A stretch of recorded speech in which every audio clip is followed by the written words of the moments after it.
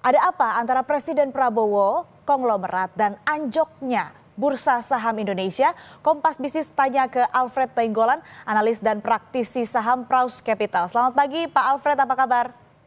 Halo, selamat pagi. Kabar baik, Mbak Asri. Ya Pak Alfred, kita bahas ke domestik dulu. Ada beberapa pernyataan Presiden ini yang cukup kontroversial tentang bursa. Kemudian konglomerat ini sempat berkumpul di Bursa Efek Indonesia. Berlanjut Presiden ini mengundang pemilik kapitalisasi besar di market ini ke istana. Jarang sekali nih konglomerat muncul di publik. Tapi kenapa bursa ini tetap anjlok? Ya, kalau kita lihat memang tadi bahwa penurunan yang terjadi kemarin memang cukup signifikan ya hingga mencapai 5% sehingga bursa kita juga mengalami penghentian sementara. Kalau kita lihat memang penurunannya memang lebih kepada tadi tren penurunan yang memang sudah terjadi sebelumnya. Cuma memang kita lihat bahwa akumulasi hari kemarin juga cukup dalam. Jadi faktor terbesarnya kita lihat tidak ada perubahan dari beberapa hari yang lalu ya. Kita lihat asing masih masif melakukan aksi jual, terkhusus tadi top 4 bank terbesar kita, BCA, Mandiri, BRI, dan juga BNI. Sementara pada kejadian kemarin, kenapa IHSG turun jadi cukup drastis?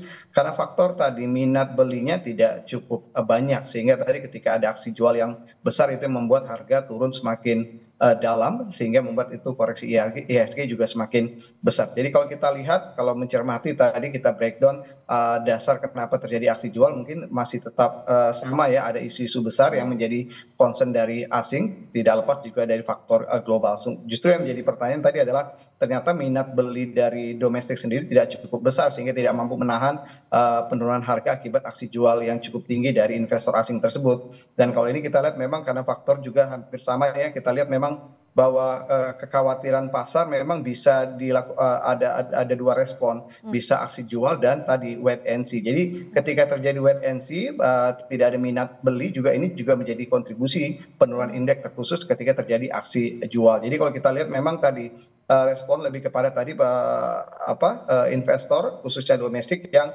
memang masih belum cukup yakin. Makanya ketika ada kunjungan kemarin dari DPR sebagai bentuk perhatian yang dilihat oleh pasar, ternyata kepercayaan diri investor juga mengalami kenaikan. Bahkan tadi malam juga kita lihat Kementerian Keuangan, Bu Sri Mulyani juga sudah menyampaikan statement, dan ini juga kita lihat akan mendorong confident pasar. Dan kalau menurut kita kondisi ini tentu akan memberikan sentimen positif bagi pasar pagi ini. Dan kalau ini memang benar, berarti ini memang menunjukkan bahwa memang kepercayaan domestik yang relatif memang tidak besar, sehingga membuat tadi faktor minat beli juga tidak terlalu cukup besar. Artinya dari domestik ini ada aksi wait and see ataupun juga ini menahan, belum ada yang membeli begitu ya, aksi beli yang membuat kemarin juga sebelumnya di hari-hari sebelumnya ya, di mana investor ini melakukan aksi jual, ini yang membuat tadi IHSG turun. Nah kalau melihat pergerakan saham ini, misal milik Prayogo Pangestu, ada Brand, PTRO, dan kode saham cuan, lalu kalau afiliasi konglomerat Aguan atau Sugianto Kusuma di PIK ini seperti PANI dan CBDK, ini polanya hampir sama. Anjlok dulu lalu pulihnya sangat cepat. Nah, apa yang market baca? Apakah ada hubungan yang tidak baik-baik saja antara presiden dan konglomerat yang tercermin begitu dari pergerakan saham, atau bagaimana, Pak Alfred? Ya, kalau saya melihat dari sisi analis kita lihat konglomerasi grup Barito yang kita sebut tadi ya, grup saham Pak Prayogo, kita memang melihat bahwa koreksi yang terjadi kemarin juga bisa dibilang akumulasi ya, sudah terjadi di beberapa hari sebelumnya. Bisa dikatakan tadi beberapa konglomerasi grup Pak Prayogo atau BRPT memang dari awal tahun sudah turun hampir 50%. Jadi relatif udah cukup dalam. Dan kalau kita lihat di tahun lalu memang, atau 2 tahun yang lalu, memang ternyata kontribusinya naik juga cukup signifikan. Bahkan kita juga mengatakan bahwa ada pergerakan irasionalitas dari kenaikan yang terjadi di 2023, 2024 terhadap saham-saham tersebut. Jadi ketika naik cukup signifikan, tahun ini mengalami penurunan, menurut kita hal yang cukup fair ya, artinya bahwa memang sudah mulai menyesuaikan penurunan harganya.